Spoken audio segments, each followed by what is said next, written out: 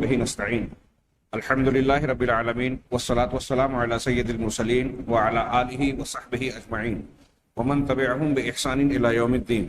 أعوذ بالله من الشيطان الرجيم. بسم الله الرحمن الرحيم. يا أيها الذين آمنوا لا تقدموا بين يدي الله ورسوله واتقوا الله إن الله سميع عليم. وقال تعالى ولا تقف ما ليس لك به علم ان السمع والبصر والفؤاد كل اولئک کان عنہ مسئولا. حاضرین گرامی، امیر جمعیت اہل حدیث مالیگاؤں اور محترم سامعین، مسلمانوں کے درمیان اسلام اور اسلامی عقائد سے متعلق شکوک و شبہات کو فروغ دینے کے لیے، پھیلانے کے لیے جو اسباب و وسائل اعدائے دین، دشمنان دین اختیار کرتے ہیں، ان کا بیان جاری تھا. اس سلسلے میں ہمارے سامنے موجود کتاب میں 7 باتوں کا تذکرہ کرنے کے بعد آخری نمبر پر، 8ویں نمبر پر انہوں نے ایک اہم چیز کا تذکرہ کیا. چونکہ اس میں 2-3 قدرے طویل اقتباسات ہیں علامہ ابن قیم رحمہ اللہ کے، لہٰذا میں چاہوں گا کہ اپنی بات اور تشریحات سے گریز کرتے ہوئے ان کی عبارت پیش کی جائے، جو بڑی اہم اور بہت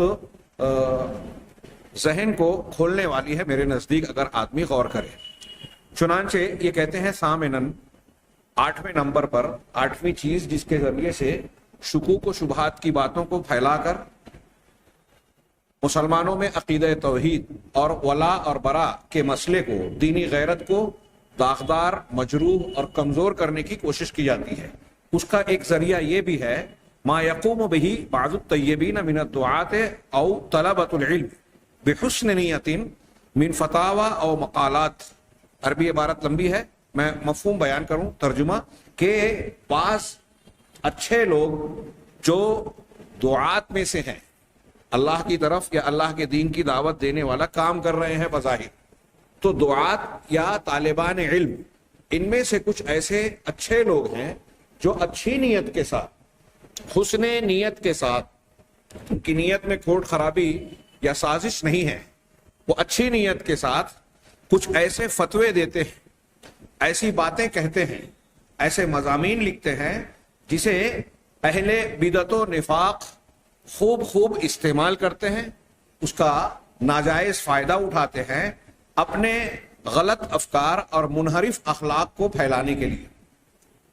یعنی کچھ اچھے لوگوں کے حسن نیت کے ساتھ فتاوے، مقالے یا ان کے بیانات کو استعمال کر کے اس کو اپنے مقصد کے مطابق استعمال کرنے کی کوشش کی جاتی ہے، اور غلط افکار اور مسائل کو مسلمانوں میں فروغ دیا جاتا ہے کہ دیکھو فلاں فلاں کا فتویٰ تو یہ ہے. اس سے یہ معلوم ہوتا ہے کہ اسلامی شریعت میں، قرآن و حدیث کی تعلیمات میں اس بات کی گنجائش ہے، ایسی چیزوں پر استدلال کرتے ہیں جو قرآن و حدیث کے ثابت شدہ مسلمات، عقائد اور افکار کے خلاف ہوں. چنانچہ کہتے ہیں کہ یہ ایسا کیوں ہوتا ہے؟ وَذَلِكَ مِنْ عَدْمِ الْوَعْيِ مِنْ هَؤُلَاءِ الْمُجْتَهِدِينَ بِمَآلَاتِ مَقَالَاتِهِمْ أَوْ فَتَاوِهِمْ. یہ چیز جو صادر ہوتی ہے ان مجتہدین، جو بعض سیدھے سادھے بھولے بھالے مفتیان ہیں، دعات ہیں، دعوت و تبلیغ کا کام کرنے کی ایک امنگ اور تڑپ کا مظاہرہ کرتے ہیں. آج ہم ایسے بہت سارے لوگوں کو میدان دعوت میں دیکھ رہے ہیں، ہاں، کہ جسے دیکھیے وہ دعوت کا کام کر رہا ہے، اپنے علم اور صلاحیت سے بڑھ کر وہ فتووں اور مسائل کو، دقیق مسائل کو بھی بیان کرنا شروع کر دیتا ہے. تو کہا کہ یہ مجتہدین جو ہیں فتویٰ دے رہے ہیں، کسی مسئلے میں استنباط کر کے لوگوں کی رہنمائی کرنے کی کوشش کرتے ہیں، وہ اپنی باتوں اور اپنے فتاووں کے انجام اور نتائج سے واقف نہیں ہوتے. ان کو اس بات کا احساس نہیں ہوتا کہ میں جو بات کہہ رہا ہوں، دین کے حوالے سے جو فتویٰ یا جو بات بیان کر رہا ہوں، اس کا کیا کیا نتیجہ ہو سکتا ہے، کہاں کہاں اس کا استعمال کیا جا سکتا ہے. چنانچہ وہ اپنے فتووں کو کھل کر بلا کسی تردد کے بیان کرتے ہیں، مسلمانوں پر سہولت فراہم کرنے کے نام پر، التیسیر علی المسلمین، اور اس کی وَيَتَأَوَّلُونَ ذَلِكَ، اور اس کی تعویل کرتے ہیں کہ وہ تعویل یہ کرتے ہیں کہ وہ قواعد شرعیہ کا لحاظ کر رہے ہیں. کیوں؟ جیسے مثال کے طور پہ شریعت کے کچھ قاعدے ہیں، وہ ان کی طرف رجوع کرتے ہیں، ان کا بہانہ بناتے ہیں، بنیاد بناتے ہیں کہ ان قاعدوں کی بنیاد پر مسلمانوں پر سہولت فراہم کرنے کے لیے ہم یہ فتویٰ دے رہے ہیں. جیسے قاعدۃ الضرورہ، قرآن و حدیث سے ایک قاعدہ یہ معلوم ہوتا ہے کہ اگر ایک انسان کو کوئی ضرورت یعنی لازمی ضرورت پیش آ رہی ہے تو اس ضرورت کے پیش نظر بعض چیزیں اس کے لیے مباح ہو جاتی ہیں. میں ایک مثال دوں، اس کی اور بھی کئی مثالیں ہو سکتی ہیں بہت واضح طور سے، کہ اللہ تبارک و تعالیٰ نے خنزیر کے گوشت کو، مردار کو، دم مسفوح کو حرام کیا، لیکن قرآن میں ہی استثناء موجود ہے، فمن اضطر غیر باغ ولا عاد فلا اثم علیہ، جو بغیر بغاوت کیے یعنی اسلامی احکام کی مخالفت مقصد نہ ہو، ولا عاد اور نہ ہی مقصد حد سے تجاوز، ضرورت سے زیادہ اس کا استعمال کرنا. اگر اچھی نیت سے جو مجبور ہو جائے اور مجبور ہو کر ان چیزوں کو استعمال کرے، جیسے جان جا رہی ہے، اب اپنی جان بچانے کے لیے حرام چیز کھا لیا، مردار کھا لیا، تو فلا اثم علیہ، اس پر کوئی گناہ نہیں ہے. یہ ایک قاعدہ ہوا کہ عند الاضطرار تبیح الاضطرار یبیح المحظورات، کہ اضطرار، مجبوری حرام چیزوں کو بقدر ضرورت حلال بنا دیتی ہے. تو یہ میں ایک اس قاعدے کے نظر کی روشنی میں ایک بہت واضح مسئلہ آپ کے سامنے پیش کیا بطور مثال. ایسے بہت سارے معاملات ہو سکتے ہیں کہ ایک انسان کو اگر کوئی ضرورت درپیش ہے تو اس ضرورت کے تحت اس کے لیے کچھ سہولیات کا دروازہ کھل جاتا ہے شریعت کے احکام میں. ہماری شریعت فطری ہے اور آفاقی ہے، ہر حال، ہر علاقے اور انسان کی جیسی ضرورت اور تقاضے ہیں اس اعتبار سے شریعت کی تعلیمات ہماری رہنمائی کرتی ہے. تو اب یہ جو فتویٰ دیتے ہیں کچھ لوگ کہ نہیں اب آج حالات کا تقاضا ہے، ضرورت ہے، تو اب ہمارے یہاں آج آپ دیکھ سکتے ہیں مثال کے طور پہ کچھ لوگ فتویٰ دیتے ہیں کہ سودی کاروبار کیے بغیر چارہ نہیں ہے، سودی لین دین ہندوستان میں اور فلاں مقامات پر کرنا پڑے گا. اسٹاک ایکسچینج میں، شیئر مارکیٹنگ میں، شیئر مارکیٹ میں جو ہے شیئر کی خریداری بکری کر سکتے ہیں.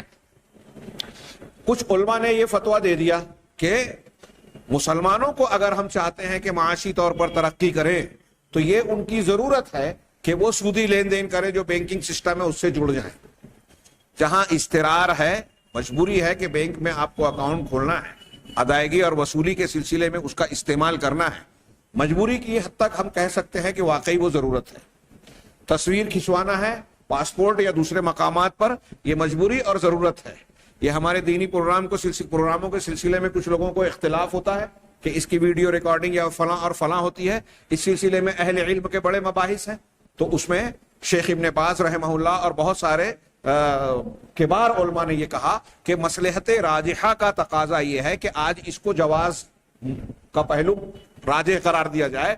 وجہ یہ کہ اگر آپ آج یہ چیزیں فراہم نہیں کرتے تو بہت سارے غلط افکار، ننگے پروگرام، فحاشی اور عریانیت پر مبنی جو ہے، تصویروں پر مبنی جو ہے، بہت ساری چیزیں لوگوں میں اتنی عام کر دی گئی ہے کہ اگر آپ نے اچھے پروگرام، خطابات، قرآن کی تلاوت، واعظ و نصیحت کو لوگوں کو فراہم نہیں کیا تو اس کی بجائے وہ ان گندی چیزوں کو ضرور دیکھیں گے، اس سے بچ نہیں سکتے. ہاں، میں اس میں مزید تفصیل سے گفتگو کروں گا تو وقت کم پڑ جائے گا کیونکہ ہمارا مضمون لمبا ہے. ایسے کچھ چیزوں کو ضرورت کے نام پر جو فتویٰ دیا جاتا ہے، بعض معاملات اور مسائل میں اس کے انجام کو نہ دیکھ کر کچھ ایسے فتوے دے دینا جو کہ جائز کو ناجائز بنانے والے ہیلے سازی اور شبہات کو راستہ دینے والے کچھ فتوے ہیں. جیسے یہی سودی معاملے میں کہ سود کو ہندوستان کے ماحول میں حلال اور جائز قرار دینا، یہ نہیں سمجھ میں آتا. ضرورت کے تحت حلالے کو جائز قرار دینا یہ بالکل غلط اور غیر فطری بات ہے، غیر اسلامی، غیر دلیل کے خلاف بات ہے. لیکن بہت سارے مفتیان گرامی کہتے ہیں کہ حالات کا تقاضا اور مرد اور عورت کے خاندان بسانے کے لیے اس کا یہ تقاضا ہے کہ حلالہ کیا جائے، اگرچہ یہ حرام ہے لیکن اس کو جواز کا فتویٰ دیتے ہیں. تو اب ایسے کچھ فتوے ضرورت کے نام پر، والمصلحۃ المرسلہ، یہ فقہ کا ایک اصول ہے، المصالح المرسلہ. اس کی تشریح اصطلاحی نہ کرتے ہوئے عام زبان میں کہوں کہ وہ مصلحت جس کا قرآن و حدیث میں واضح طور سے کوئی دلیل اور ثبوت تو موجود نہیں ہے، لیکن اس میں مسلمانوں کے لیے کوئی فائدے کا حصول یا نقصان سے بچنے کا اگر معاملہ ہے تو ایسے پہلو کو مصالح مرسلہ کہا جاتا ہے. پہلوؤں کو، ہاں، مصلحت مرسلہ. اس میں اہل علم کا اختلاف ہے کہ اس کو بطور حجت و دلیل مانا جائے گا یا نہیں. بعض حالات میں اس کی بنیاد پر فتوے دیے جا سکتے ہیں، بعض حالات میں نہیں. ہاں، والمشقت تجلب التیسیر، اسی طریقے سے ایک اصول یہ ہے شریعت کا کہ مشقت، تکلیف اور پریشانی یہ آسانی اور سہولت کو کھینچتی ہے، لاتی ہے. یعنی اگر کسی کام کے کرنے میں آپ کو دقت و پریشانی ہے، آپ نہیں کر پا رہے ہیں، تو شریعت آپ کو سہولت دیتی ہے. مثال کے طور پہ آپ کھڑے ہو کے نماز پڑھنے میں مشقت محسوس کر رہے ہیں، آپ کو تکلیف ہو رہی ہے، تو شریعت آپ کو اجازت دیتی ہے کہ آپ بیٹھ کر نماز پڑھیں. بیٹھنا بھی دو بھر ہے تو آپ لیٹ کر اشارے سے نماز پڑھ سکتے ہیں. یہ میں نے ایک مثال دی، 20 مثالیں اس کی دی جا سکتی ہیں. تو مشقت تیسیر کو لاتی ہے، یعنی آسانی اور سہولت لاتی ہے، یہ قاعدہ.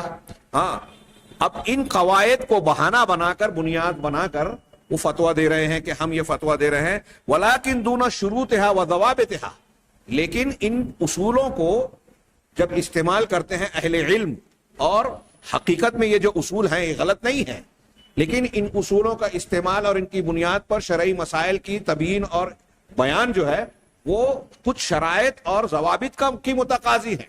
ان شرائط اور ضوابط کو نظر انداز کر کے صرف یہ دعویٰ کرنا کہ آج کے حالات کی ضرورت ہے اور کسی حرام کو حلال اور حلال کو حرام قرار دے دینا. جیسے ہمارے ہاں بہت سارے لوگ یہ کہتے ہیں کہ شیخ یوسف القرضاوی صاحب الجزائر وغیرہ کا دورہ کیا، ان سے سوال کیا گیا کہ بھائی آپ جو ہے کیا کہتے ہیں، یہ جو کالجوں میں مرد اور عورت کی مخلوط تعلیم ہوتی ہے، مخلوط تعلیم، تو انہوں نے کہا کہ آپ موجودہ دور کا تقاضا ہے، جائز. اب یوں ہی کہہ دیا، اس میں شرائط کیا ہیں، ضروریات کا لحاظ کیسے کیا جائے، ہاں، مصلحت راجحہ کے پہلو کو سامنے رکھ کر کس صورتحال میں درست کہا جائے، کس صورتحال، اور کون سی احتیاطی تدابیر اختیار کی جائے، یہ میرے علم کے مطابق یہ نہیں انہوں نے بیان کیا، بلکہ انہوں نے یہ کہا اس لیے کہ ان کی بیٹی بھی کالج میں مخلوط تعلیم کے تحت تعلیم حاصل کر رہی تھی. کہا موجودہ دور کے تقاضے کے مطابق اس میں کوئی حرج نہیں ہے. اب جن لوگوں کے یہاں انکار حدیث کی بو باس اور جراثیم ہیں، جو لوگ جدیدیت اور عصرانیت کے قائل ہیں، تحریکیت پر زور دیتے ہیں، وہ مسائل شرعیہ کے سلسلے میں اس قسم کے بہانوں کی بنیاد پر اصول شریعت کے کچھ قاعدوں کو لے کر جو ہے بغیر ان کی شرائط اور ضوابط کی رعایت کیے اس کی بنیاد پر فتوے دیتے ہیں. ہاں، کہہ رہے ہیں وَلَكِن دُونَ شُرُوطِهَا وَضَوَابِطِهَا، ان قواعد کی شروط اور ضوابط کا وہ لحاظ نہیں کرتے. وَمَا عَلِمُوا مَا يَتَرَتَّبُ عَلَى طَرْحِهِمْ مِن مَآلَاتٍ فَاسِدَةٍ وَنَتَائِجَ خَطِيرَةٍ، اور ان کو یہ بات معلوم نہیں ہوتی، وہ نہیں جان پاتے، ان کو اس بات کا شعور اور خبر نہیں ہو پاتی کہ ان کی ان پیش کردہ دلیلوں اور رائوں کی بنیاد پر کیسے کیسے غلط اور فساد انگیز، ہاں، خرابی پیدا کرنے والے نتائج اور انتہائی خطرناک مآلات جو ہے نتائج برآمد ہوں گے. ان کو اس بات کا احساس نہیں ہوتا، اس کا احساس کیے بغیر وہ فتوے دے دیتے ہیں. ہاں، وبذالک، ایسا کر کے وہ کیا کرتے ہیں، وہ لوگ فہم یسہمون من حیث لا یشعرون، کہ وہ فی خدمت الغزاة من الکفار منافقین اور کفار کی جو اسلام اور مسلمانوں کے خلاف جنگ جاری ہے، ہاں، پروپیگنڈے کی سطح پر شکوک و شبہات پیدا کرنے کے مختلف وسائل کو استعمال کر کے جو ان کی جنگ جاری ہے، اس جنگ میں مسلمانوں اور اسلام کے خلاف ان کے بعض مقاصد کو پورا کرنے کے سلسلے میں یہ لاشعوری طور پر ان کے مددگار بن جاتے ہیں، حصے دار بن جاتے ہیں. یعنی الٹے سیدھے جو فتوے دیے جاتے ہیں بغیر قواعد کا لحاظ اور رعایت کیے ہوئے، ایسے فتوے ان کے کام آتے ہیں جو اسلام اور مسلمانوں کے خلاف جنگ چھیڑے رکھے ہیں، اور وہ ان فتووں کا غلط استعمال کرتے ہیں. ہاں، اور ان کے افکار کو پھیلانے کا یہ فتوے ذریعہ بن جاتے ہیں. کہہ رہے ہیں کہ ان عدم الاعتناء، آگے کہہ رہے ہیں صاحب کتاب کہ بعض مفتیوں کا سد الذریعہ کے قاعدے پر توجہ نہ دینا، یہ وہ سد الذریعہ، راستے کو، ذریعے کو بند کرنا، ہاں، اس قاعدے کا لحاظ نہ کرنا، یہ جو کہ شریعت کے چوتھائی حصہ ہے. یعنی شریعت کو اگر 4 حصوں میں بانٹا جائے تو ایک حصہ یہ سد الذرائع کا آئے گا. سد الذرائع کا معنی کیا ہوتا ہے؟ یعنی گناہ اور حرام چیزوں کے طرف لے جانے والے راستے کو بند کر دینا. آگے اس کی وضاحت ہوئے گی. تو اس شریعت کے چوتھائی حصے کے اس پہلو کو بعض مفتیوں اور خود ساختہ علماء اور دعات کی طرف سے اس قاعدے کا نظر انداز کر دینا، یہ وہ قاعدہ ہے جو حرام ایسے وسائل پر مشتمل ہوتا ہے جو آدمی کو حرام اور ناجائز چیزوں تک پہنچانے کا سبب بنتے ہیں. ہاں، اور اس قاعدے سے غفلت برتنا، ہاں، اس میں تاویل کے دروازے کا کھولنا ہے اور متشابہات کی اتباع کی طرف بڑھنا ہے. کہ میں نے عبارت کا لحاظ کیا اس لیے جملہ کچھ ٹیڑھا میڑھا سا ہو گیا.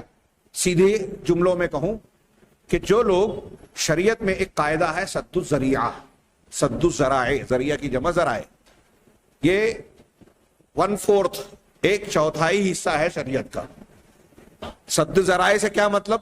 کچھ احکامات ایسے ہیں، آگے آ رہا ہے کہ بعض چیزیں تو براہ راست منع کی اللہ تعالیٰ نے کہ یہ کام مت کرو، یہ کام حرام ہے. تو جن چیزوں کو اللہ اور رسول اللہ صلی اللہ علیہ وسلم نے ممنوع قرار دیا وہ بذات خود برائی ہے، گندی ہے، نقصان دہ ہے. تو ایک چیز بذات خود حرام یا گندی ہے، خبیث ہے، بری ہے، اس لیے منع کی گئی.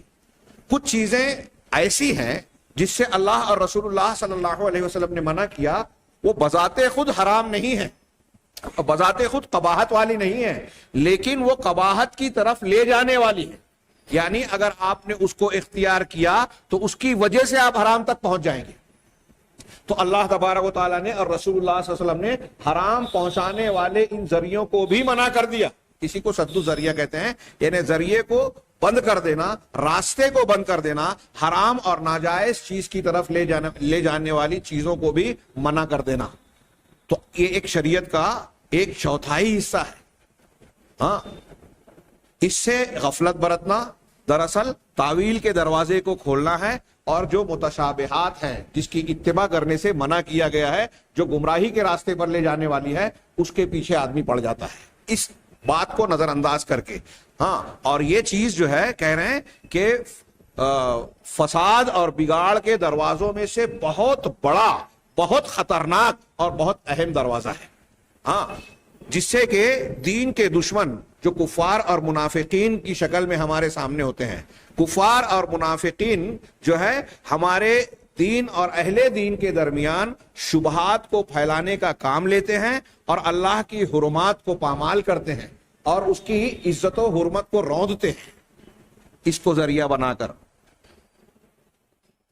اب تک جو بات ہوئی اس کا خلاصہ کہ بعض اچھی نیت سے کچھ لوگ فتویٰ دیتے ہیں، نیت ان کی اچھی ہوتی ہے لیکن ان کے اندر علم کی کمی ہوتی ہے، اور وہ مسلمانوں پر کو سہولت دینے، شریعت کے بعض قواعد کو استعمال کر کے یہ کہتے ہیں کہ جدید دور کا تقاضا یا فلاں قاعدے کا تقاضا یہ ہے، اس کی رعایت کرتے ہوئے کہ ان چیزوں کا ہم فتویٰ دیں، یہ سہولت پیدا کریں. اور اس کی بنیاد پر وہ ایسے فتاوے، ایسی باتیں دین کے نام پر بیان کرتے ہیں جو لوگوں کے لیے اسلام دشمن عناصر کے لیے بہت بڑا ذریعہ بن جاتی ہے. اور یہ ذریعہ کہاں سے پیدا ہوتا ہے؟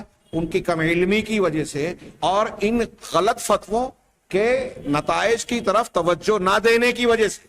اور پھر اس ضمن میں ایک بہت بڑی حقیقت بیان کر رہے ہیں کہ ایک انسان کو، ایک خاص طور سے ایک مفتی، داعی اور عالم کو، ایک مسلمان کو اس بات کا علم ہونا چاہیے کہ میں جو بات شریعت کے نام پر کہہ رہا ہوں اس کے نتائج کیا ہو سکتے ہیں، اس پر مرتب ہونے والے کون کون سی اور باتیں تعمیر کی جا سکتی ہیں، عمارت کھڑی کی جا سکتی ہے. یہ اس کو شعور اور احساس ہونا چاہیے. کیوں؟ اس لیے کہ شریعت میں سد الذریعہ ایک چوتھائی حصے کی حیثیت رکھتا ہے. اگر آپ نے اس پر توجہ نہیں دی تو تعویلات کا دروازہ کھل جائے گا اور ہر انسان اپنی خواہش نفس کے مطابق جس چیز کو جائز سمجھنا پسند کرتا ہے وہ ناجائز ہے، اس کو جائز بنانے کا راستہ ڈھونڈ لے گا. اور آج ایسا ہم دیکھ رہے ہیں، اپنے گرد و پیش اور سماج اور معاشرے میں دیکھ رہے ہیں کہ لوگوں نے بہت ساری حرام چیزوں کو حلال بنا لیا اور ان کی جیب میں فتوے ہوتے ہیں. اور جن لوگوں نے یہ فتوے دیے ہیں ان کو سد الذرائع کا یہ قاعدہ معلوم نہیں ہے. چنانچہ وہ کہہ رہے ہیں کہ یہ بہت بڑا دروازہ ہے دین میں دخل اندازی کرنے کا، لوگوں کو حقیقی دین سے پھیر کر دین کے نام پر دین سے دور کرنے کا. آگے کہہ رہے ہیں وفی ذالک یقول ابن القیم رحمہ اللہ. اسی باب میں، اسی بحث کے تحت علامہ ابن قیم رحمہ اللہ کہتے ہیں، بڑے غور سے سنیے گا. ہاں، وہ کہتے ہیں کہ باب سد الذرائع احد اربع تکلیف. ہاں کہ سد ذرائع کا جو باب ہے یہ پہلو ہے راستوں کو حرام تک لے جانے والی چیزوں کا دروازہ بند کرنا.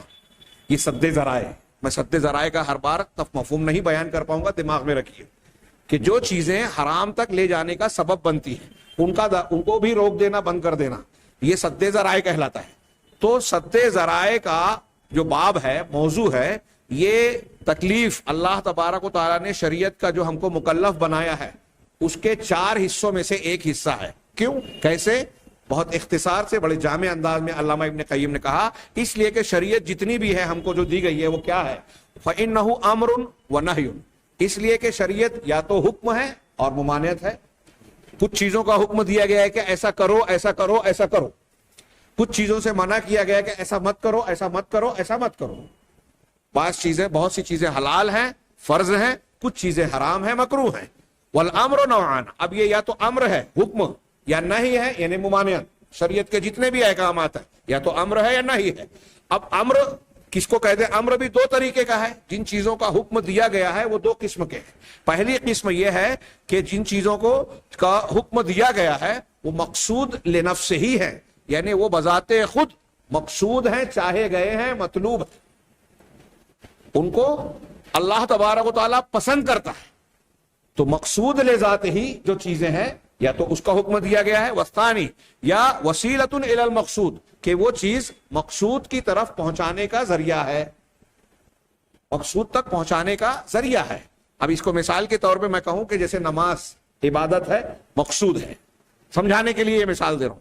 اور نماز کے صحیح ہونے کے لیے, اس تک پہنچانے کے لیے ضروری ہے کہ طہارت ہو, طہارت کبریٰ اور طہارت صغریٰ, یعنی آدمی غسل بھی کیا ہوا ہو اور نماز کے لیے وضو کرے.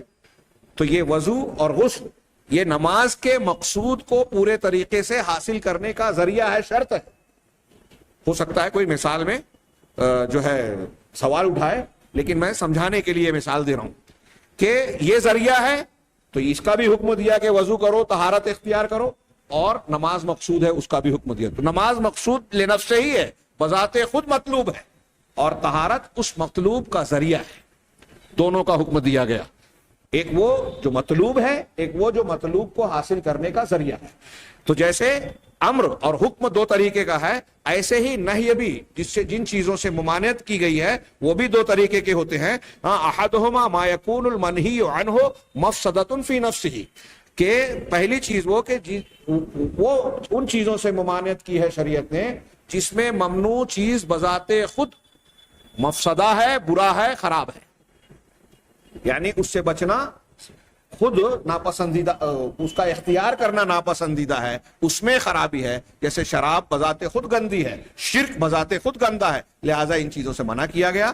اور دوسری قسم جن چیزوں سے منع کیا گیا ما یکون وسیلۃ الی المفسدہ, کہ وہ کام جو مفسدہ برائی تک پہنچانے کا ذریعہ ہو, برائی تک پہنچانے کا ذریعہ ہو. جیسے مثال کے طور پہ میں ایک بات بتاؤں کہ قبروں کو پختہ کرنا, ان پر چونا لگانا منع کیا گیا. اس میں کیا خرابی نظر آتی ہے؟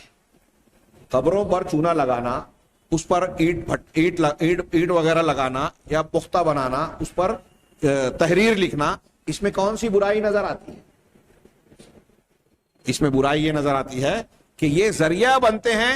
جب آپ قبروں کو سجائیں گے, سنواریں گے, اس کو پختہ بنائیں گے, تو یہ دل میں شرک اور شرک کی باتوں کو, حرام باتوں کی طرف لے جانے کا ذریعہ بنے گی اور شرک تک پہنچانے والا سبب بنے گی. لہذا شرک تک پہنچانے کے جو ذرائع ہیں اللہ نے اس سے بھی منع کر دیا. نبی کریم صلی اللہ علیہ وسلم نے عام لوگوں کی نہیں, انبیاء کی قبروں کو پختہ بنانے یا ان پر سجدہ گاہ یا عبادت گاہ بنانے کو لعنتی کام بتایا. لعنت اللہ علی الیہود والنصارى اتخذوا قبور انبیائہم مساجد, کہ اللہ کی لعنت ہے یہود اور نصارہ پر, انہوں نے اپنے انبیاء کی قبروں پر کو مسجد بنا لیا. اب انبیاء کی قبروں پر عبادت گاہ بنا لینا اللہ کی عبادت کے لیے, کوئی یہ کہے کہ ہم مسجد تو بنا رہے ہیں قبر پہ لیکن وہاں عبادت اللہ کی کرتے ہیں, ناجائز ہے, حرام ہے, نماز نہیں ہوگی ایسی مسجد میں. کیوں؟ فی نفس ہی آپ عبادت اللہ کی کر رہے ہیں, فی نفس ہی آپ مسجد اللہ کے لیے بنا رہے ہیں, لیکن قبر ہونے کی وجہ سے یہ ممکن ہے کہ وہ ذریعہ بنے آپ کو شرک تک پہنچانے کا، غیر اللہ کو اللہ کا درجہ دے دینے کا سبب بنے۔ اللہ کے نبی صلی اللہ علیہ وسلم کتنی مثالیں دو اس کی۔ نبی کریم صلی اللہ علیہ وسلم جب منافقین نے مسجد زرار تعمیر کی، نبی کریم صلی اللہ علیہ وسلم سے جا کر گزارش کی کہ آپ آ کر نماز پڑھ کے افتتاح کر دیں۔ آپ غزوہ تبوک کے لیے نکل رہے تھے، کہا واپسی میں یہ کام انشاءاللہ کریں گے۔ ابھی آپ واپس آ رہے تھے، مدینہ کے سفر میں راستے ہی میں تھے کہ سورہ توبہ کی کچھ آیتیں نازل ہو گئیں، سورہ توبہ، جس میں آپ کو منع کیا گیا کہ اس مسجد میں آپ قیام اور نماز نہ پڑھیں، قیام نہ کریں۔ کہا لمسجد والذین اتخذوا مسجد زرارا، پوری آیتیں پڑھیے، اس میں ایک ٹکڑا اللہ نے فرمایا لا تقم فیہ ابدا، کہ اے رسول آپ اس میں کبھی قیام نہ کریں، نماز پڑھنے کے لیے قیام مطلب کبھی نماز نہ پڑھیں۔ اب یہاں سوچئے تھوڑی دیر کے لیے، سوال اٹھائیے کہ نبی کریم صلی اللہ علیہ وسلم اگر وہاں جاتے بھی، نماز پڑھتے بھی، تو کیا آپ کی نماز میں کوئی کھوٹ، خرابی، کمی ہوتی؟ آپ کی نماز میں کوئی خرابی ہوتی؟ آپ کی نیت میں کوئی خرابی کا امکان تھا؟ سوال ہی نہیں۔ نبی کریم صلی اللہ علیہ وسلم کی نماز غلط نہیں ہوتی، لیکن آپ کو وہاں نماز پڑھنے سے منع کیا گیا، یہ سد ذریعے کے طور پر، کیونکہ آپ اگر وہاں نماز پڑھتے تو اس سے منافقین کے مقصد اور ان کی سازش کو طاقت ملتی۔ انہوں نے جو مسلمانوں کے لیے ایک مرکز بنانے کی کوشش کی، کمین گاہ، اور مسلمانوں میں تفریق ڈالنے کے لیے ایک مرکز بنایا تھا، مقصد اور سازش یہی تھی۔ اللہ تبارک و تعالیٰ نے اس سے باخبر کیا اور آپ کو اس میں نماز پڑھنے سے منع کیا۔ تو کچھ چیزیں منع کی اللہ اور رسول نے، اس لیے منع کی کہ وہ منع کردہ چیز بذات خود بری ہے، خراب ہے، گندی ہے، اور کچھ چیزوں سے اس لیے منع کیا کہ وہ گندی، خراب اور حرام چیزوں تک پہنچانے کا ذریعہ اور سبب بنتی ہے۔ یہ آپ دیکھ رہے ہیں کہ امر میں اور نہی میں دونوں کی دو قسمیں ہیں۔ کچھ چیزوں کا حکم اس لیے دیا گیا کہ وہ اچھی مطلوب چیزوں تک پہنچانے کا ذریعہ ہیں، کچھ چیزوں سے اس لیے روکا گیا کہ وہ حرام تک پہنچانے کا ذریعہ اور سبب ہے۔ اب اس تناظر میں دیکھیے کہ ممنوع چیزوں میں ایک حصہ یہ ہے، تو چار حصے بنے نا، امر کی دو قسمیں، دو، اور نہی کی دو قسمیں، چار ہو گئے۔ اب اس میں سے نہی کا ایک حصہ اگر وسائل کا لیا جائے کہ جن چیزوں سے منع کیا گیا ہے وہ سد ذریعہ کے طور پر منع کیا گیا ہے کہ یہ چیزیں حرام تک پہنچانے والی ہیں، تو ان چار چیزوں میں سے ایک حصہ یہی ہو گیا۔ وہی علامہ ابن قیم کہہ رہے ہیں کہ شریعت کے چار ٹکڑے اگر کیے جائیں، چار ربع، چوتھائی، تو 1/4، 1/4 حصہ سد ذرائع کا بنے گا، ان چیزوں کا جن کو اللہ اور رسول اللہ صلی اللہ علیہ وسلم نے اس لیے منع کیا ہے کہ وہ حرام تک نہ پہنچائیں۔ کہہ رہے ہیں اب فسارا، اس طرح سے فسارا سد الذرائع مفضیۃ الی الحرام احد ارباع الدین، اس طریقے سے علامہ ابن قیم کہہ رہے ہیں کہ سد ذرائع جو ہے، سد ذرائع کی ممنوع چیز دین کے چار حصوں میں سے ایک حصہ بن گیا، دین کا ربع یعنی چوتھائی حصہ بن گیا۔ وہ تجویز الحیل، اب اس کے مقابلے میں ہیلوں کو جائز قرار دینا، ہیلوں کو اور تعویلات فاسدہ کو جائز قرار دینا، یہ سد ذرائع کے خلاف ہے۔ مجھے لگتا ہے کہ آج میری جو خواہش تھی کہ اس باب کو میں ختم کر لوں، شاید نہیں کر پاؤں گا، کیونکہ یہ چیزیں سمجھنے کی ضرورت ہے، اچھی طرح سمجھیں۔ دین کے یہ نکات بڑے پیارے اور بڑے اہم ہیں۔ ایک طرف اللہ اور رسول ان چیزوں کو حرام قرار دے رہے ہیں جو حرام تک پہنچانے کا سبب ہے، اور دوسری طرف ایک آدمی شریعت میں ہیلے بہانے تلاش کرتا ہے کہ کس طریقے سے ایک حرام کو حلال بنایا جائے۔ آپ دیکھیں، غور کیجئے کہ زکوٰۃ فرض ہے، اب زکوٰۃ سے بچنے کا طریقہ یہ ہے کہ جب زکوٰۃ فرض ہونے لگے تو پراپرٹی بنا لو، اپنے رشتہ داروں میں سے شوہر بیوی کو یا بیوی شوہر کو جو ہے ہبہ کر دے، تحفہ دے دے۔ اب سال پورا ہوا ہی نہیں تو زکوٰۃ فرض ہوئی ہی نہیں۔ یہ ویسے ہی ہے جیسے بنی اسرائیل نے کیا تھا کہ سنیچر کے دن کا شکار منع ہے، مچھلیوں کا شکار کرنا، ان کے سمندر کے کنارے جن کا تذکرہ قرآن میں کیا گیا، تو جمعہ کے دن جال لگاتے، سنیچر کو پھنستی، اتوار کے دن نکالتے، کہا ہم نے سنیچر کو شکار کیا کہاں۔ ہمارے یہاں ایسے کتنے ہیلے ہیں۔ غریب کو جو صدقہ و خیرات، قربانی کے جو چمڑے غریبوں کا حق ہے، وہ کسی غریب بچے کو جو ہے پہلے دے دیا کہ یہ آپ کا حق ہے آپ لے لو, اب اس کے بعد آپ کو ہم نے وہ جو ہے مالک بنا لیا, تفویض کر دیا, اور اس کے بعد جو ہے آپ مدرسے کو جو ہے ہبہ کر دو, یہ آپ کا مال ہے, آپ چاہو تو ہبہ کر سکتے ہو. تو شریعت کے معاملے میں کیا ہو گیا کہ جس کا حق تھا ہم نے اسے دے دیا, اور اس حقدار نے اپنی مرضی سے جو ہے وہ ہم کو دے دیا. یہ ہمارے یہاں عمل ہو رہا ہے. اہل مدارس دین کے مراکز یہ کر رہے ہیں. مجھ سے ایک صاحب نے پوچھا تھا, میں نے اس سے پہلے ذکر کیا, مجھ سے پوچھا کہ دل میں کھٹک ہے, کیا یہ صحیح ہے؟ میں نے کہا یہودیت ہے, سنیچر والا عمل ہے جو یہودیوں نے کیا تھا. یہ ایسے ہیلے ہیں جو جائز نہیں ہے, حرام کو حلال اور حلال کو حرام بنانے والے. یہاں مقصد کیا ہے؟ آپ جس بچے کو, میں نے ان سے سوال کیا کہ جس بچے کو تفویض کر رہے ہیں, دلیل کیا دیتے ہیں کہ اللہ کے رسول صلی اللہ علیہ وسلم نے بریرہ جو حضرت عائشہ صدیقہ کی آزاد کردہ لونڈی تھی, اور جو آزاد کرتے ہیں وہ ان کے اندر موالات کا رشتہ ہوتا ہے, تو اب وہ غریب تھی, ان کو صدقے کا گوشت دیا گیا. نبی کریم صلی اللہ علیہ وسلم گھر میں جب تشریف لے گئے حضرت عائشہ کے, تو یہ گوشت کی ہانڈی چڑھی ہوئی تھی, خوشبو آئی, اس کی بو آئی, تو آپ نے کہا کہ گوشت پک رہا ہے. تو ام المومنین حضرت عائشہ نے کہا کہ وہ ہم نہیں کھا سکتے. کہا کیوں نہیں کھا سکتے؟ کہا اس لیے کہ وہ صدقے کا ہے, کچھ لوگوں نے کسی گھر والوں نے بریرہ کو بطور صدقہ دیا ہے, تو بریرہ تو کھا سکتی ہیں, ہم نہیں کھا سکتے. اللہ کے نبی صلی اللہ علیہ وسلم نے فرمایا کہ لہا صدقۃ ولنا ہدیہ. دیکھیے حدیث سے دلیل دے رہے ہیں, لیکن کہاں سے کہاں, کہ یہ حضرت بریرہ کے لیے تو صدقہ ہے, لیکن جب صدقہ دے دیا گیا تو اب وہ مالک ہو گئی نا. اگر میں زکوٰۃ کا مستحق بن گیا, مجھے کسی نے زکوٰۃ کا پیسہ دیا, اب زکوٰۃ کا پیسہ مجھے دے دیا تو میں اس کا مالک بن گیا. اب میں اگر آپ کو اس میں سے دعوت کھلاتا ہوں, آپ کو خرید کر کوئی تحفہ دیتا ہوں اس پیسے سے جو مجھے بطور زکوٰۃ دیا گیا, تو یہ آپ کے لیے کیا ناجائز ہوگا اگر آپ زکوٰۃ کے مستحق نہیں ہیں تو؟ جی نہیں, یہ میرا اپنا راس المال ہو گیا, اصلی مال ہو گیا. اب میں آپ کو دعوت دے رہا ہوں تو اپنے مال سے کھلا رہا ہوں, اب وہ زکوٰۃ نہیں ہے. تو وہی اللہ کے رسول نے کہا کہ بریرہ کے لیے یہ صدقہ تو ہے, لیکن ہمارے لیے صدقہ نہیں ہے بلکہ ہدیہ ہے. بنی ہاشم کے لیے, اللہ کے رسول صلی اللہ علیہ وسلم کے آل کے لیے, اہل بیت کے لیے صدقہ جائز نہیں تھا. اسی لیے حضرت عائشہ نے کہا کہ ہم نہیں کھا سکتے, لیکن آپ نے کہا کہ یہ صدقہ کیا گیا ہے بریرہ پر, بریرہ پکا رہی ہے, پکانے کے بعد اگر وہ اپنی مرضی سے ہمیں کھلاتی ہے تو یہ ہدیہ ہوگا. اسی کو بنیاد بنا کر یہاں بڑے بڑے علماء نے فتویٰ دیا کہ ہم نے قربانی کے چمڑے کا پیسہ ایک غریب بچے کو دے دیا, اور اب وہ مالک ہو گیا, تو اب وہ مدرسے کو دے رہا ہے تو چلے گا. تو میں نے ان سے سوال کیا کہ اگر آپ نے مدرسے کے بچے کو دیا ہے اور بچہ یہ کہنے لگے کہ آپ نے مجھے 5 لاکھ دیا ہے, میں 3 لاکھ گھر بھیجنا چاہتا ہوں, میں اس کا مالک ہوں, تو آپ وہ 3 لاکھ بھیجنے دیں گے؟ چھوڑیے 5 لاکھ, 3 لاکھ, 2 لاکھ, 1 لاکھ, اگر وہ بولے کہ میں مالک ہوں, میری فنا ضرورت ہے, میرے گھر کی چھت بنوانی ہے, میرے والد کا آپریشن کرنا ہے, میرا فنا کام ہے, میں اس ضرورت کے تحت اس کو خرچ کرنا چاہتا ہوں اپنی مرضی سے, تو کیا یہ جن لوگوں نے تفویض کیا ہے, تملیک کی ہے, مالک بنایا ہے, کیا یہ اس بچے کو اجازت دیں گے؟ تو کہا نہیں دیں گے. تو میں نے کہا پھر آپ نے مالک کہاں بنایا, آپ نے اس کی تفویض کہاں کی؟ بالکل صاف ظاہر ہے کہ مقصد آپ کا مالک بنانا, تفویض کرنا ہے ہی نہیں, بلکہ شریعت کے ایک صحیح مسئلے کو غلط انداز میں استعمال کر کے جو آپ کے لیے جائز نہیں ہے اسے جائز بنانا ہے, یعنی شریعت کے ساتھ کھلواڑ کرنا ہے.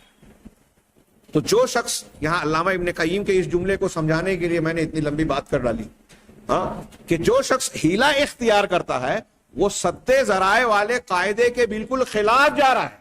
اللہ اور رسول تو یہ کہہ رہے ہیں کہ ان کاموں سے بھی بچو جو حرام تک پہنچانے والے ہیں, اور ہیلا ساز یہ کرتا ہے کہ جو کام بذات خود حرام ہے ان کو جائز بنانے کے لیے راستے ڈھونڈتا ہے. بالکل اس کے الٹ علامہ ابن قیم کی یہ بات سمجھنے کی ہے, اور آج بہت سارے مسلمان یہ سمجھنا نہیں چاہتے.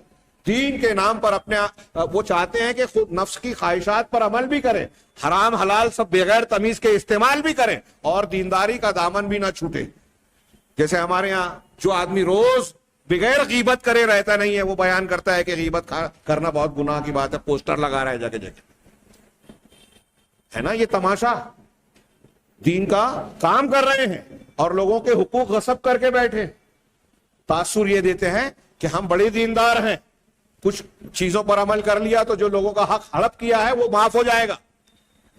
براہ راست حرام کا ارتکاب کیا اور سد ذرائع اور ہیلوں کو استعمال کرتے ہیں. میں نے آپ دیکھیں گے ہمارے یہاں جو مسلمان بینک میں کام کرتے ہیں، جو بیمہ کمپنیوں میں کام کر رہے ہیں، مسلمانوں کو آ کر اکساتے ہیں کہ آپ بیمہ پالیسی لے لیجئے، مجبوری نہ ہو تب بھی۔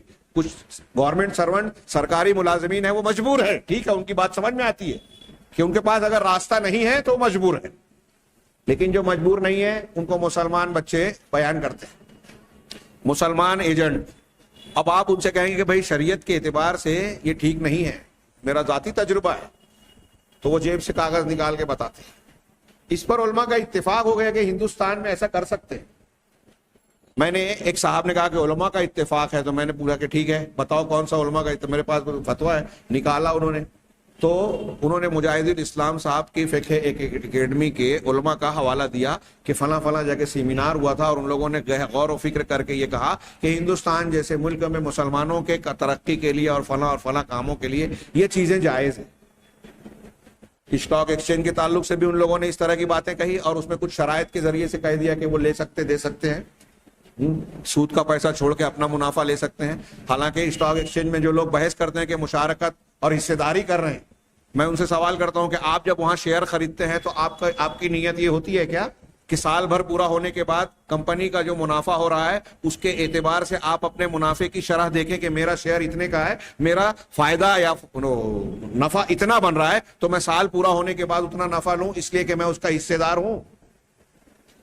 عام طور سے آج کے دن اگر کوئی شیئر خریدتا ہے تو دوسرے دن سوچتا ہے اس کی قیمت بڑھ جائے اور بیچ دے۔ تو آپ بزنس کہاں کرنا چاہتے ہیں؟ ایک سوئی آپ نے بنائی نہیں اور آپ لین دین کر رہے ہیں بغیر کسی کاروبار کے۔ آپ پیسے پر بیچ میں ایک صرف کاغذ ڈال کر شیئر کے نام پر آپ پیسہ بڑھانا چاہتے ہیں۔ یہ بیع اینا کی ایک شکل ہے، ناجائز شکل نظر آتی ہے۔ اب اگر کچھ اور شکلیں لوگ بیان کرتے ہیں کہ نہیں ایسا ہے اور ویسا ہے، تو ہمارے علماء کرام نے، میں نے اس صاحب سے کہا کہ یہ علماء کا اتفاق، سب سے پہلی بات تو یہ کہ آپ علماء کہہ رہے ہیں اور یہ جتنے لوگ ہیں سب حنفی علماء ہیں، اور یہ کہتے ہیں کہ ہم مقلد ہیں۔ جو مقلد ہے وہ عالم نہیں ہوتا، اگر عالم بھی ہے تو وہ عالم فی المذہب ہوتا ہے۔ مجتہد فی المذہب کا ایک انہوں نے اصطلاح ایجاد کی کہ ایک خاص مذہب میں رہتے ہوئے، مسلک میں، تقلیدی مذہب میں، ہم اس میں اجتہاد کرتے ہیں، ایک نئی اصطلاح۔ ان کے لیے جو مقلد ہے اس کے لیے اجتہاد کرنا دروازہ بند ہے۔ 1400 ہجری میں انہوں نے بند کر دیا دروازہ۔ 400 ہجری میں کہا کہ اجتہاد کا دروازہ بند ہو گیا، اس لیے کہ مجتہدین مطلق پیدا ہونا بند ہو گئے۔ یہ ان کا کہنا ہے، مقلدین کا، یہ صحیح نہیں ہے۔ یہ قیامت تک کھلا رہے گا، کیونکہ نئے مسائل آئیں گے قرآن و حدیث کی روشنی میں۔ ہاں، جو علم میں، قرآن و حدیث کے علم میں گہرا ادراک رکھتے ہیں، وہ ان مسائل کے سلسلے میں قرآن و حدیث کے احکامات کو واضح کریں گے۔ اللہ تبارک و تعالیٰ جب کوئی مسئلہ پیدا ہوگا ایسے اہل علم کو پیدا کرتا رہے گا۔ یہ شریعت کے کمال کا تقاضا ہے، اور ایسا کوئی زمانہ خالی نہیں رہا جب مجتہدین نہ رہے۔ لیکن یہ مقلدین کا کہنا ہے کہ 1400 میں بند ہو گیا۔ اب کسی بھی انسان کو حنفی، شافعی، مالکی، حنبلی 4 مسلک میں سے کوئی ایک قبول کرنا ہے، اس کے علاوہ چارہ نہیں ہے۔ یہ بھی ایک فتنہ ہے۔ اب میں اسے بیان کر رہا ہوں، بہت سارے لوگ ناراض ہوں گے، برا مانیں گے، ہاں، کہ دیکھو یہ مسلکی اختلاف کو ہوا دیتے ہیں۔ شریعت کے سلسلے میں ایک چیز جو اللہ اور رسول کی بیان کرتا ہے، آپ کو کس نے بتایا کہ وہ دروازہ بند ہو گیا اجتہاد کا؟ قرآن حدیث کے ابھی میں وہ بیان کرنے لگوں تو وہ گھٹ جائے گا۔ صرف یہ موضوع کہ اجتہاد کے تقاضے کتاب و سنت کی روشنی میں کہاں کہاں نظر آتے ہیں۔ فَإِن تَنَازَعْتُمْ فِي شَيْءٍ فَرُدُّوهُ إِلَى اللَّهِ وَالرَّسُولِ إِن كُنتُمْ تُؤْمِنُونَ بِاللَّهِ وَالْيَوْمِ الْآخِرِ۔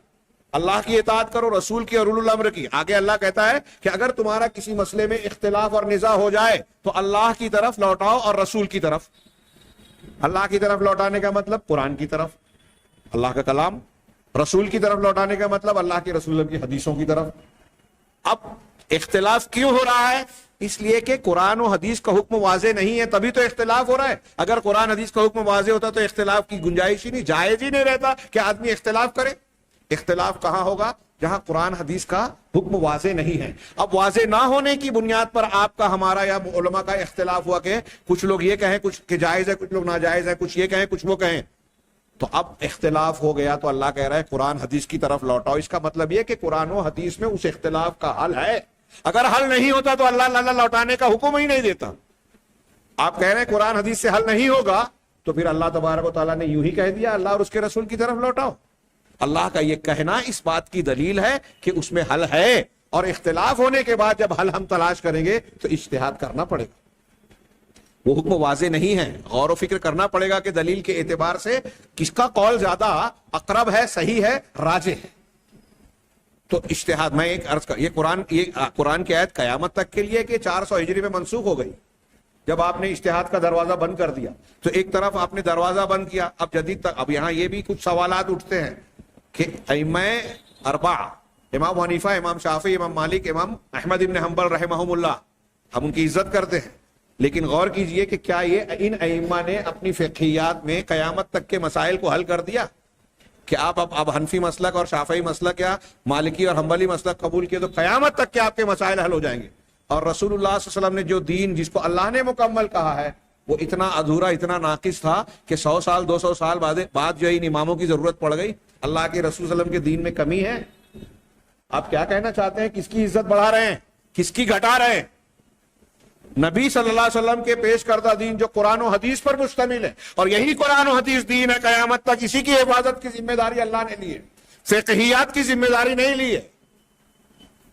کتنی واضح چیزیں ہیں. ہمارے فتنوں کے بحث میں وہ بھی موضوع انشاءاللہ آئندہ آئے گا. یہاں ضمناً بات آ گئی, یہ جو افتاء سے متعلق علامہ ابن قیم کا کلام ہے یہ بہت ہی شاندار ہے. اس کو آج عوام تو عوام, علماء کو, اور جو خود ساختہ یا واقعی اچھی نیت کی بنیاد پر جو دعوت کا کام کر رہے ہیں, جس میں ہمارے بردرز بھی شامل ہیں اور دوسرے, ان کو دینی قواعد اور شریعت کے ان اصولوں کا لحاظ کرنا بہت ضروری ہے. میں نے جو قرآن کی آیت شروع میں دو آیتیں پڑھی, ہاں, ایک یا ایھا الذین آمنوا لا تقدموا بین یدی اللہ ورسولہ, اے ایمان والو اللہ اور اس کے رسول سے آگے نہ بڑھو, اللہ اور اس کے رسول کے سامنے اپنے آپ کو آگے مت لے جاؤ. واتقوا اللہ, اللہ سے ڈرتے رہو. اللہ اور رسول سے آگے بڑھنے کی کیا کیا شکلیں ہیں؟ ایک شکل یہ بھی ہے کہ جو قرآن و حدیث میں جو بات کہی نہیں گئی ہے, جو بیان نہیں کی گئی ہے, جو جائز نہیں ہے, اب اس کو جائز بولو, اور اپنے فتوے میں وہ بات بیان کرو جو قرآن حدیث کے خلاف ہے. اگر ایسا کرنے والا اللہ اور اس کے رسول سے آگے بڑھ رہا ہے. اس کے کئی معنوں میں سے ایک معنی یہ ہے, اور بہت واضح معنی ہے, کہ اپنی رائے کو, اپنے اجتہاد کو, اپنے قول کو اللہ کے کلام اور رسول اللہ صلی اللہ علیہ وسلم کی حدیث سے آگے بڑھایا جائے. یہی وجہ ہے کہ چاروں اماموں سے اس قسم کا قول مروی ہے کہ جب صحیح حدیث مل جائے تو وہی میرا مذہب ہے. امام حنیفہ رحمہ اللہ کہتے ہیں میرا قول حدیث دیوار پہ مار دو, جب میرے قول کے خلاف حدیث رسول مل جائے حدیث کو مان لو. امام مالک کہتے ہیں کہ ہم میں سے ہر شخص کی بات کو رد کیا جا سکتا ہے, قبول بھی کیا جا سکتا ہے, رد بھی, سوائے اس قبر والے کے. اللہ کے نبی صلی اللہ علیہ وسلم کے قبر مبارک کی طرف اشارہ کیا. کتنی صاف, میں جو باتیں بیان کر رہا ہوں, یہاں جتنے لوگ بیٹھے ہیں میں سمجھتا ہوں 20 بار اس کو سن چکے ہوں گے. لیکن یہ کیوں کہا ان لوگوں نے؟ یہی اصول کی بنیاد پر کہ اللہ اور اس کے رسول سے کسی کو آگے نہیں بڑھایا جا سکتا. ہاں, تو اب جو شخص سد ذرائع کے قاعدے کو نظر انداز کر کے شریعت میں ہیلے بہانوں کو بنیاد بنا کر ناجائز کو جائز اور جائز کو ناجائز بناتا ہے, فتوے دیتا ہے. جیسا کہ میں ابھی کچھ مثالیں دے رہا تھا, بیمہ کمپنی, سودی لین دین, ہاں, اور عورتوں کا, لڑکیوں کا مخلوط تعلیم کے ذریعے استعمال کرنا. اچھے لوگ کہتے ہیں کہ اب حالات کا تقاضا ہے, اس کو جائز. جو مفتیان گرامی, میں نے کئی بار کہہ چکا ہوں, مسجد کا دروازہ عورتوں کے لیے بند کر دیا. فتنے کا دور ہے, مسجد کا دروازہ بند. اور پتہ نہیں کہاں سے دلیل لائی ہے کہ حضرت عمر فاروق رضی اللہ تعالیٰ عنہ نے منع کر دیا تھا. ہاں, بخاری میں حضرت عائشہ صدیقہ کا بیان ہے کہ اگر اللہ کے رسول زندہ ہوتے تو منع کر دیتے, کہ عورتوں نے جو چیزیں اختیار کر رکھی ان کو مسجد جانے سے منع کر دیتے. حضرت عائشہ کہہ رہے ہیں کہ رسول اللہ صلی اللہ علیہ وسلم زندہ ہوتے تو منع کرتے. مطلب یہ کہ یہ حق نبی کا ہے, آپ کا نہیں ہے, ہمارا نہیں ہے. اور حضرت عائشہ صدیقہ کی یہ بات کہنے کے باوجود ابو بکر صدیق, عمر فاروق نے, عثمان غنی رضی اللہ عنہم, حضرت علی نے اور بعد کے ائمہ دین اور خلفاء نے اس سے منع نہیں کیا.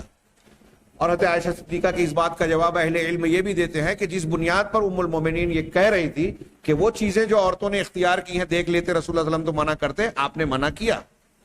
اور کیا تھا وہ؟ خوشبو لگا کر مسجد آنا, زیب و زینت اختیار کر کے مسجد آنا. نبی کریم صلی اللہ علیہ وسلم کی حدیثوں میں اس سے منع کیا گیا, اجازت کے ساتھ اس سے منع کیا گیا ہے. عورتوں کا مسجد میں آنا, نماز پڑھنا گھر میں بہتر ہے, یہ بھی بیان کیا اللہ کے رسول نے. لیکن یہ کہا کہ اگر وہ مسجد جانا چاہیں تو آپ کو یہ حق نہیں ہے کہ آپ روک دیں, کوئی خلیفہ بھی نہیں روک سکتا. حضرت عمر کی بیوی جاتی تھی, ان کے ایک بیٹے نے کہا کہ آپ کو معلوم ہے کہ عمر فاروق اس کو ناپسند کرتے ہیں. کہا اگر ناپسند کرتے ہیں میرے مسجد جانے کو تو منع کیوں نہیں کرتے؟ کہا اس لیے کہ اللہ کے رسول نے عورتوں کو مسجد جانے سے روکنے سے منع کیا ہے. تو جب اللہ کے رسول نے منع کیا ہے اور عمر فاروق منع نہیں کرتے تو میں جب تک منع نہیں کریں گے اپنی زندگی بھر مسجد جاؤں گی. ان کی بیوی زوجہ مطہرہ نے کہا. بخاری میں یہ روایت موجود ہے. حضرت عمر کی بیوی جاتی تھی اور یہاں ہمارے یہاں یہ مشہور کر کے رکھا گیا کہ عمر فاروق نے پابندی لگا دی تھی. کہاں سے لایا آپ کا یہ فتویٰ؟ شریعت کو نہیں بدل رہا ہے, شریعت کے ایک حکم کا رد نہیں کر رہا ہے, قرآن حدیث کی ایک تعلیم کا رد نہیں کر رہا ہے. کتنی بڑی بات ہے. اور پھر اس کے نتائج میں کیا کیا مسائل پیدا ہوتے ہیں. میں نے جو ابھی بات کہی, یہ جو تذکرہ ہو رہا ہے کہ غیر مسلم طاقتیں, اسلام دشمن طاقتیں ان غلط فتووں کا استعمال کر کے مسلمانوں میں شکوک و شبہات پھیلاتی ہیں, اور صرف مسلمانوں میں نہیں غیر مسلموں کی نظر میں بھی اسلام کو مخدوش اور غلط بیان کرنے کی کوشش کرتے ہیں. ابھی ماضی میں ہم نے دیکھا ہندوستان میں حلالے کا مسئلہ کتنا زیادہ فروغ دیا گیا ٹی وی چینلوں پر اور مختلف ذرائع ابلاغ پر. اسے خوب موضوع بحث بنایا گیا, مذاق اڑایا گیا, اسلام اور مسلمانوں کی تعلیم پر طعن و تشنیع کی گئی. لیکن جو لوگ اسے مانتے ہیں, اس کے فتوے دیتے ہیں, ان کی زبان سے یہ بات نہیں نکلی کہ یہ شریعت اسلامیہ کا حصہ نہیں ہے. ایسے داغ دھبوں سے اسلامی شریعت پاک صاف ہے. اللہ کے نبی صلی اللہ علیہ وسلم کا بالکل واضح چمکتا ہوا فرمان ہے کہ حلالہ کرنے والے اور کروانے والے پر اللہ کی لعنت ہے. جس کو لعنتی کام کہا اللہ کے رسول صلی اللہ علیہ وسلم نے, وہ اسلام کا حصہ کیسے ہو سکتا ہے؟ لیکن اس بات کو بیان کرنے میں مسلک پر ضرب پڑ رہی تھی, تو یہ بیان نہیں کیا, یعنی مسلک کو بچایا گیا اور وہ مذاق اڑا رہے تھے اسلام کا. ان کے فتووں کو بنیاد بنا کر اسلام کو مذاق بنایا جا رہا ہے, اس کا چہرہ بگاڑا جا رہا ہے, مسلمانوں کو شرمندہ کیا جا رہا ہے, غیر مسلموں کو اسلام سے دور کیا جا رہا ہے. وہی بیان کر رہے ہیں یہ کہ اچھی نیت کے ذریعے سے بھی کچھ فتوے لوگ ایسے دیتے ہیں جس کے نتیجے کا انہیں علم نہیں ہوتا کہ اس پر کون سی بنیادیں کھڑی کی جائے گی, اسلام اور مسلمانوں کو کس طریقے سے نشانہ بنایا جائے گا. لہذا بعض لوگ سادہ لوحی میں ایسے فتوے دے بیٹھتے ہیں جو اسلام اور مسلمانوں کے خلاف جاتا ہے اور غیر مسلموں کے ہاتھ میں ایک ہتھیار کا کام دیتا ہے. اور علامہ ابن قیم کہہ رہے ہیں کہ ایسے لوگ جو ہے شریعت کے 1/4 حصے کو نظر انداز کر رہے ہیں. تو ایک طرف کہا کہ دین کا 1/4 حصہ ہے سد الذرائع, حرام تک پہنچانے والی چیزوں کو ممنوع قرار دے دینا, اور اس کے مقابلے میں اگر کوئی شخص ہیلوں کو جائز قرار دیتا ہے تو وہ سد ذرائع کے قاعدے کی مخالفت کر رہا ہے. یہ بالکل کھلی مخالفت ہے جو میں نے ابھی اتنا لمبا سمجھایا, کوشش کی سمجھانے کی کہ ایک طرف قرآن حدیث یہ کہہ رہے ہیں کہ جو چیزیں حرام تک لے جانے والی ہے اس کو بھی منع کر دیا, وہ مت کرو, اور ایک طرف ہیلا ساز آدمی ایسا ہوتا ہے, ہیلے اختیار کرنے والا, کہ اللہ نے جس چیز کو بنیادی طور سے حرام کیا اس کو حلال بنانے کے راستے اختیار کرتا ہے. اس بنیاد پر یہ حرام حلال ہو جاتا ہے. اور آج میں نے کہا کہ 2-4 میں نے مثالیں دی, ایسی کتنی چیزیں جو شریعت کی حرام کردہ ہے اور لوگوں کے پاس ایسے فتوے ہیں مولویوں کے, بلکہ جا کے کچھ لوگ تو بڑی ٹھٹائی سے کہتے ہیں کہ ایسا معاملہ ہے, مولوی صاحب کچھ راستہ نکالیے, میں اگر حصہ ایسے بانٹوں گا تو بہنوں کو فلاں اور فلاں کو برابر چلا جائے گا, یا اتنا چلا جائے گا.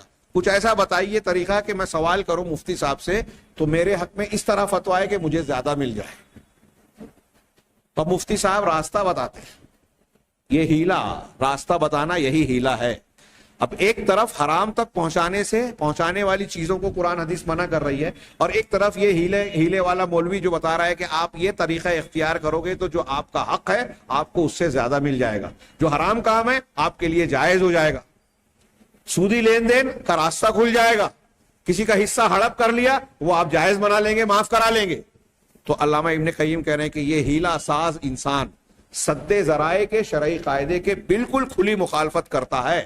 فإن الشارع يسد الطريق إلى المفاسد بكل ممكن, اس لیے کہ شارع, شریعت بنانے والی ذات اللہ تعالیٰ کی ہے اور اللہ کی طرف سے یہ حق رسول اللہ صلی اللہ علیہ وسلم کو دیا گیا, جس لیے کہ شریعت ساز ذات جو ہے یہ ہے وہ ہر امکانی طور پر ہر اس راستے کو بند کر دیتی ہے جو حرام تک پہنچانے والی ہے, اور جو محتال ہے, ہیلا ساز ہے, یہ اپنے ہیلے کے ذریعے سے ان حرام تک پہنچنے کا راستہ کھولتا ہے.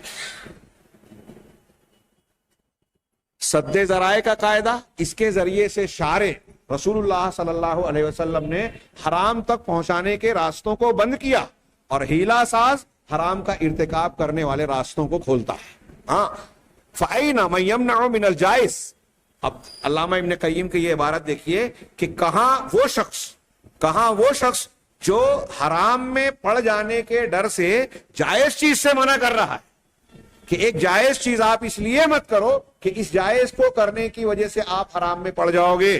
إِلَى مَن يَعْمَلُ الْحِيلَةَ، اور اس شخص کے مقابلے میں وہ کیسا ہے جو ہیلے کو اختیار کرتا ہے، ایسے ہیلے، ایسے بہانے جو حرام تک پہنچانے والے ہیں۔ دونوں میں کتنا فرق ہے، بالکل مقصد کا الٹ ہے۔ شریعت کا مقصد یہ ہے کہ آپ ان کاموں سے بھی رک جائیں جس کے کرنے سے آپ غلط نتیجے تک پہنچتے ہیں، اور ہیلا ساز ان کاموں کو جو حرام کیے گئے ہیں آلریڈی پہلے سے شریعت میں، ان کو جائز بنانے کا، ان کو اختیار کرنے کا راستہ ہموار کرتا ہے۔ ہاں، وَيَتَحَدَّثُ، آگے یہ عبارت جو ہے اعلام الموقعین سے نقل کی انہوں نے، آگے کہہ رہے ہیں کہ وَيَتَحَدَّثُ رحمہ اللہ عن خطورة فتوى المفتي دون النظر منه الى مکر وخداع المستفتي۔ بہت غور سے دیکھیے کہ امام ابن قیم رحمہ اللہ نے مفتی کے اس فتوے کی نزاکت اور خطرناکی کے متعلق بحث کی۔ ہاں، جو فتویٰ وہ بغیر غور و فکر کر کے دیتا ہے، اور مستفتی جو فتویٰ پوچھنے کے لیے آ رہا ہے اس کو مستفتی کہتے ہیں، مستفتی کے دھوکے اور فریب کو سمجھ نہیں پاتا، اس کے مکر اور چال کو سمجھ نہیں پاتا۔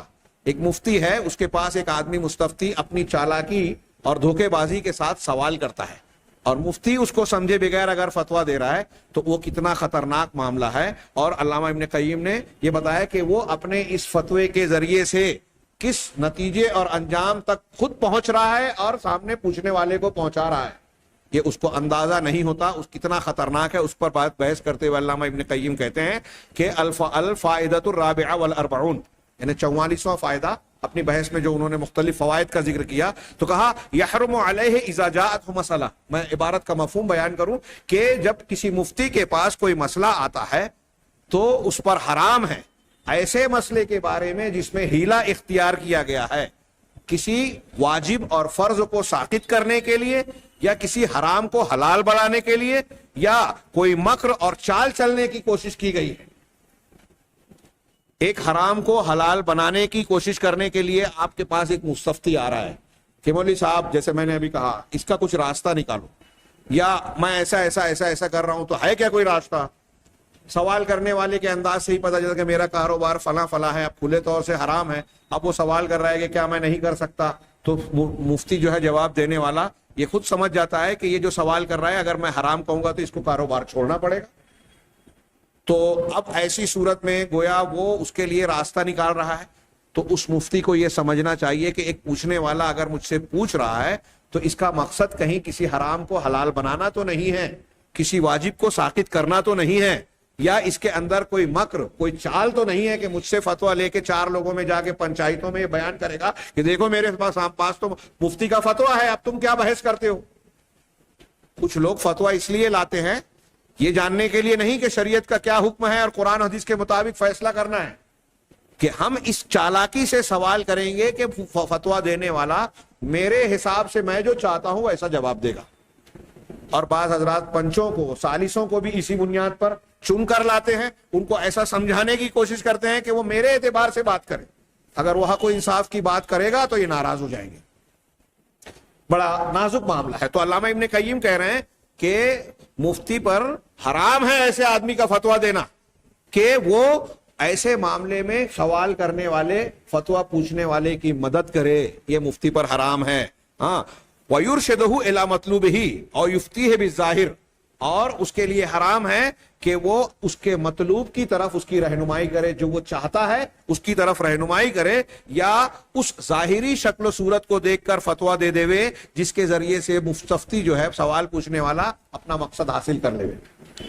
گویا ایسا پوچھنے والا مفتی کو یوز کرتا ہے، استعمال کرتا ہے۔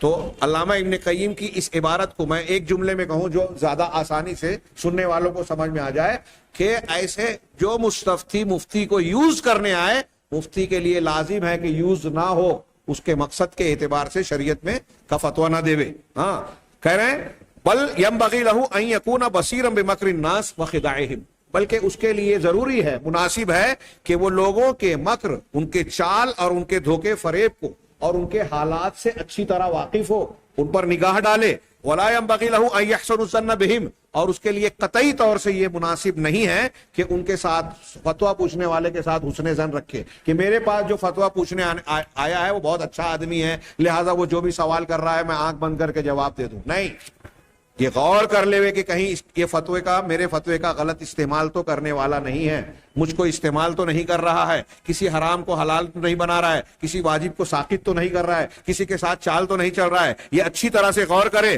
بل یکون حاضرا فطنا فقیہا باحوال الناس وامورہم یوادرہ فقہ فی الشرع، بلکہ واجب ہے اسے اس کے لیے اس کو چاہیے کہ وہ ہوشیار رہے، ہاں چالاکی اختیار کرے اور لوگوں کے حالات سے پوری طرح آشنائی اور واقفیت حاصل کرے، ان کے معاملات سے واقفیت حاصل کرے. اس معاملے میں شریعت کی اصل تعلیمات اس کی مدد کرے گی.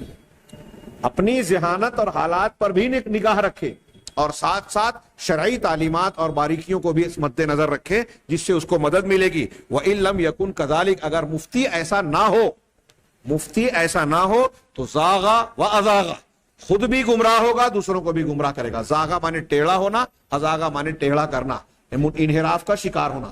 خود بھی منحرف ہوگا اور دوسروں کو بھی منحرف بنائے گا، یعنی خود بھی گمراہی کا شکار ہوگا، صحیح راستے سے ہٹے گا اور دوسروں کو بھی. فضلوا واضلوا، خود گمراہ ہوں گے اور دوسروں کو بھی گمراہ کریں گے. وکم من مسئلۃ ظاہرها ظاہر جمیل، علامہ ابن قیم کہتے ہیں کہ کتنے ایسے مسئلے ہیں جن کی ظاہری شکل و صورت بڑی خوبصورت ہوتی ہے، خوبصورت چہرہ رکھتی ہے. وباطنها مکر وخداع وظلم، لیکن اس کا اندرون جو ہوتا ہے، باطن جو ہوتا ہے، وہ مکر ہوتی ہے، چال ہوتی ہے، دھوکہ ہوتا ہے، ظلم ہوتا ہے، مکر و فریب ہوتا ہے. فالغر ينظر الى ظاہرها ويقضي بجوازه، تو جو غر ہے، غیر کا عربی میں ترجمہ ہے ناتجربہ کار، ہم اس کو اپنی زبان میں کہہ لیں بھولا والا. کوئی بھولا انسان، سیدھا سادہ انسان جو رہتا ہے ناتجربہ کار ہے، باریکیوں پر نظر نہیں رکھتا، وہ اس کی ظاہری شکل و صورت کو دیکھ کر اس کے جائز ہونے کا فتویٰ دے دیتا ہے. لیکن جو بصیرت والا ہوتا ہے، وذو البصیرہ، جو بصیرت والا ہوتا ہے، وہ اس کے مقصد کو اور اس کے باطن کی اچھی طریقے سے جانچ پڑتال کرتا ہے، نقد کرتا ہے، چھانتا ہے. چنانچہ پہلا شخص جو ہے وہ مسائل کے کھوٹ سے کو رائج کر دیتا ہے. جو مسئلہ اور سامنے سوال کیا جا رہا ہے اس میں جو کھوٹ ہے، دھوکہ ہے، اس کو جواب دے کر پھیلا دیتا ہے دھوکے کو. جیسے کہ جاہل آدمی درہم کھوٹے سکوں کو رائج کر دیتا ہے. ایک آدمی جو سمجھتا نہیں ہے وہ کھوٹے سکے یا غلط نوٹ کو، غلط کرنسی کو لے لیتا ہے. ہاں والثانی یخرج ضعیفہ، لیکن جو دوسرا بصیرت والا ہوتا ہے وہ جو ہے سکے کے کھوٹ کو ظاہر کرتا ہے. جو جانکار آدمی ہوتا ہے، ناقد ہوتا ہے، وہ بتا دیتا ہے کہ یہ کھوٹا سکہ ہے، یہ غلط نوٹ ہے، لیکن بھولا بھالا دھوکہ کھا جاتا ہے. اسی طریقے سے جیسے کہ نقود اور کرنسی کے معاملے میں کھوٹ پن سے آدمی جاہل اور بھولا بھالا آدمی ناواقف رہ جاتا ہے. ایسا ہی معاملہ مفتیوں کا ہے کہ بھولا بھالا مفتی ہے تو دھوکہ کھا جاتا ہے، اور اگر چالاک اور بصیرت والا مفتی ہے تو وہ مقاصد پر نگاہ رکھ کے دھوکے اور فریب کے پہلوؤں کو سمجھ لیتا ہے.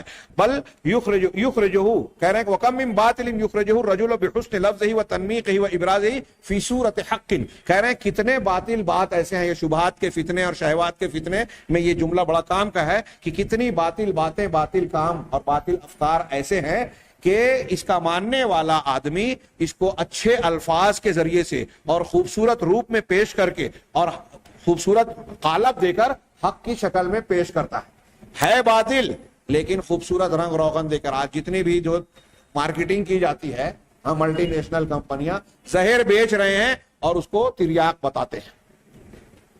جو چیزیں ہمارے لیے نقصان دہ ہیں وہ ہم تک پہنچانی ہے تو اسے خوب اشتہار، خوبصورتی کے ساتھ میں غلط چیزوں کو اچھا بتا کر بیان کیا. یہی افکار کے معاملے میں جو بازاروں میں ہو رہا ہے، ہاں مارکیٹ میں جو ہو رہا ہے، مارکیٹنگ کر رہی ہیں ملٹی نیشنل انٹرنیشنل کمپنیاں کر رہی ہیں، ویسے ہی ہمارے افکار، خیالات اور دین و مذہب کے معاملے میں بھی ہوتا ہے. ہاں اور کتنے حق ایسے ہیں تو باطل کو خوبصورت بنا کر حق کی صورت میں پیش کرتے ہیں، اور کتنے حق ایسے ہیں جن کو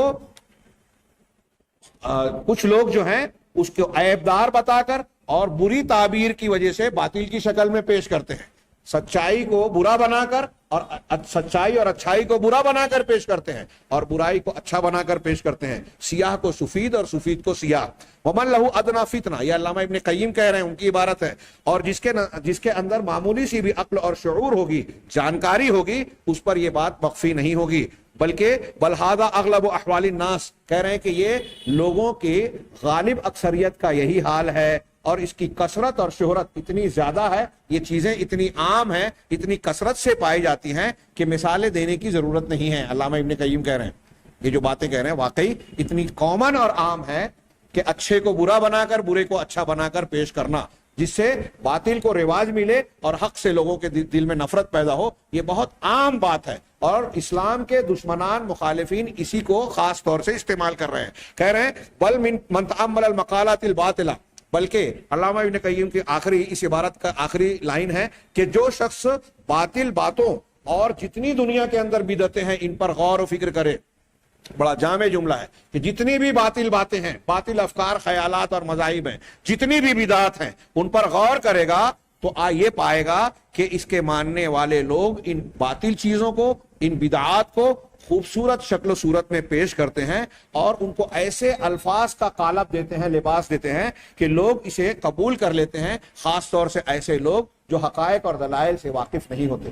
جاہل لوگ اس کے خوبصورت روپ کو دیکھ کر اس کی طرف فریفتہ ہو جاتے ہیں، ان میں کشش محسوس کرتے ہیں اور اس کی طرف پھر جاتے ہیں۔ دنیا کے جتنے بھی باطل بدعات اور فتنے ہیں سب اسی بنیاد پر رائج ہیں۔ ابھی یہ بات ادھوری ہے، ہاں علامہ ابن قیم کی یہ بات، اور آگے جو ایک عبارت نقل کی گئی ہے کہ ایسے لوگوں نے باطل تعویلات سے کام لیا، اور باطل فاسد تعویلات سے کیا کیا فساد ہوتا ہے۔ علامہ ابن قیم کی اگلی عبارت بڑی مفید اور کام کی ہے، انشاءاللہ ہم آئندہ ہفتہ اس پر نظر ڈالیں گے۔ اللہ تبارک و تعالی ہمیں دین کو سمجھنے اور اس کے تقاضوں پر عمل کرنے کی توفیق دے۔ وآخر دعوانا ان الحمد للہ رب العالمین وصلی اللہ علی نبینا محمد۔